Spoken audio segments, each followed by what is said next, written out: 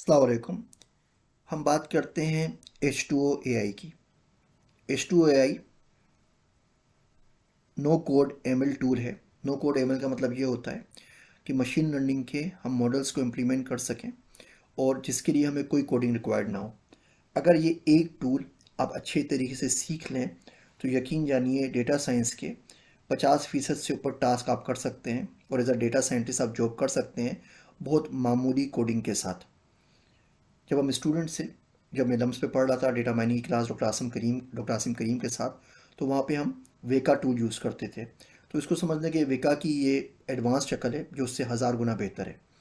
H2O Kaggle grand masters ने बनाई है। वो लोग जो केगल के ग्रैंड मास्टर्स थे उन्होंने आपस में टीम अप किया और H2O की बुनियाद डाली। तो ये जो कोड है ये इसको समझना इसको प्रोसेस करना बहुत ज़्यादा आसान है। H2O की आप वेबसाइट पे चले आएँ H2O.ai, वहाँ से कोड आप फ्री डाउनलोड कर सकते हैं प्लेटफॉर्म को, और इसके ऊपर बहुत ज़्यादा मशीन लर्निंग के एल्गोरिथम्स और मॉडल्स आप सिंपल क्लिक से बना सकते हैं।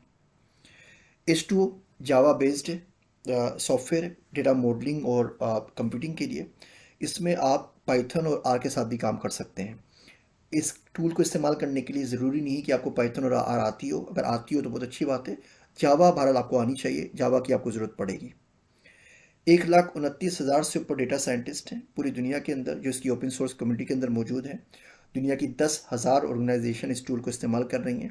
फॉर्च्यून 500 में से 200 कंपनीज़ हैं जो सुबह शाम इस टूल को इस्तेमाल करती हैं। इसकी टेक्निकल स्पेसिफिकेशंस के अंदर ये हमें in memory distributed and scalable machines देता है। इसके पास हमारे पास वेब और यूआई पूरी की पूरी है जिसको हम फ्लो कहते हैं, और हम इस ट्यूटोरियल में देखेंगे हम फ्लो को किस तरह क्रिएट कर सकते हैं। अब बहुत सारे सुपरवाइज और अनसुपरवाइज मशीन लर्निंग के जो प्रॉब्लम्स हैं इस टूल की मदद से सॉल्व कर सकते हैं। और सबसे अच्छी बात ये है कि आपको प्रोडक्शन लेवल ML कोड देता है जो कि रेडी टू डिप्लॉय होता है। की फीचर्स के अंदर इसमें आर और पाइथन दोनों काम करती हैं। इसमें हम फ्लोज बनाते हैं, उसको हम इंपोर्ट भी कर सकते हैं, डेटा भी उसको इंपोर्ट कर सकते हैं। ऑटोमेटिकली हम इसको ट्रेनिंग कर सकते हैं, पैरामीटर्स की ट्यूनिंग कर सकते हैं, हम एक एग्जांपल में देखेंगे। इन मेमोरी प्रोसेसिंग कर सकते हैं। इन मेमोरी प्रोसेसिंग आपको H2O देता है और डेटाबेस में सेम फीचर आपको HP वर्टिका देता है जिसके अंदर इन मेमोरी एनालिटिक्स की सहूलत मौजूद है। इसके अलावा MongoDB हो गया, SQL हो गया, बाकी जितने हमारे पास Hadoop हो गया डेटाबेसेस हैं उसमें इन मेमोरी एनालिटिक्स की सर्विस मौजूद नहीं है, सिर्फ HP वर्टिका के अंदर है। और उसके बाद ये आपको रेडी टू डिप्लॉय कोड देता है जो आप किसी भी रियल लाइफ सिचुएशन के अंदर उसको कोड कर सकते हैं। इसका एक ओवरऑल आर्किटेक्चर है जिसके अंदर हमारे पास डेटा लेक है, हमारे पास इसमें डेटा स्ट्रीम्स है, हमारे पास प्रोसेसिंग है जो शुरू में हमने DPO के अंदर पढ़ा था, और प्रेजेंटेशन या विजुअलाइजेशन की कंप्लीट लेयर मौजूद है। इसके अंदर बहुत सारे सूट्स हैं। ड्राइवरलेस AI है जो कि इसका इंटरप्राइज लेवल है, इसमें आपको पैसे देने पड़ते हैं, जिसका अपना पूरा प्लेटफॉर्म है, अपनी UI UX है, अपने फ्लो हैं। इसमें स्टीम है इंटरप्राइज लेवल APIs के लिए। हमारे पास स्पार्कलिंग वाटर है जिसमें हम स्पार्क की इंटीग्रेशन कर सकते हैं, और डीप वाटर है जिसके अंदर हम टेंसर फ्लो, मैक्सनेट और काफ़े को इस्तेमाल कर सकते हैं। सिस्टम रिक्वायरमेंट बहुत सिंपल सी हैं। आपको विंडोज़ 7 या उससे अच्छा वर्जन चाहिए होता है, OS में अगर आप हैं तो 10 या उससे ऊपर वर्जन चाहिए। यूबंशु में भी यूज़ कर सकते हैं, CentOS के अंदर भी कर सकते हैं। स्काला, आर, पाइथन सब इस्तेमाल होती हैं लेकिन रिक्वायर्ड नहीं है, ये ब्राउज़र बेस्ड है तो इसके लिए आपको जावा चाहिए होती है। और स्काला और पाइथन के वर्जन्स लिखे हुए हैं। आर का 3rd वर्जन चाहिए, पाइथन 2.7 ऊपर चाहिए आपको इसको इस्तेमाल करने के लिए। और ये तकरीबन तकरीबन Firefox, Chrome, safari, internet explorer तमाम ब्राउज़र्स पे चलता है। आपने करना ये है कि आप सिंपल इसकी वेबसाइट के ऊपर जाएंगे H2O.ai डाउनलोड के ऊपर, और इसका जो प्लेटफॉर्म है इसको वहाँ से सॉफ्टवेयर को डाउनलोड कर लेंगे। डाउनलोड करने के बाद आपने उसको अनजिप करना है। विंडोज़ है तो आप क्लिक करके कर सकते हैं, वरना आप ये कमांड लिख देंगे। आप इसकी होम डायरेक्टरी में जाएंगे और जावा की जो जार फाइल है उसको आप अनजिप कर लेंगे।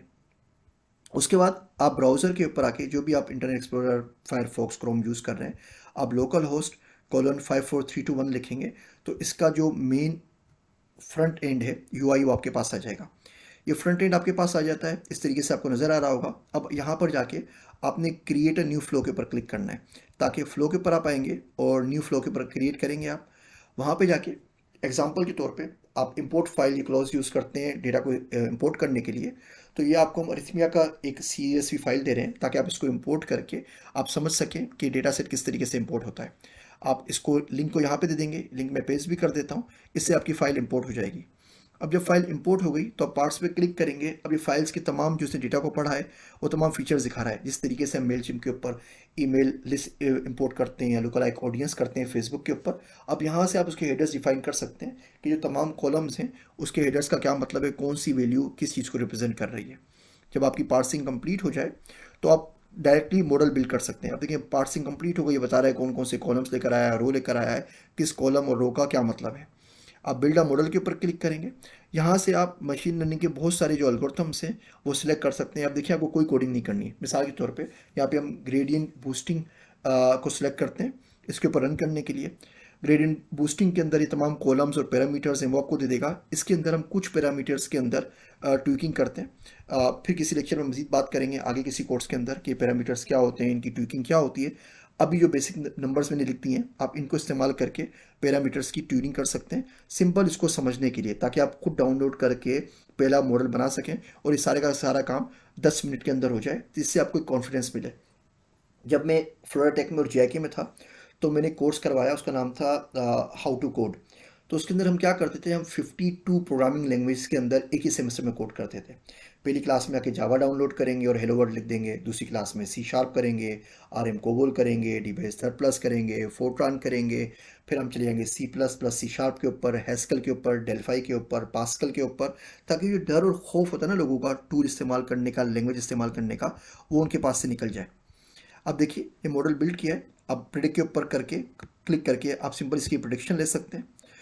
तो आपने प्रिडिक्शन इसको बोल दिया और इसने आपको प्रिडिक्शन करके दे दी। ये नो कोड एमएल जैसे मैंने बताया टूल है, जिसमें आपको किसी किस्म की कोडिंग नहीं करनी पड़ती।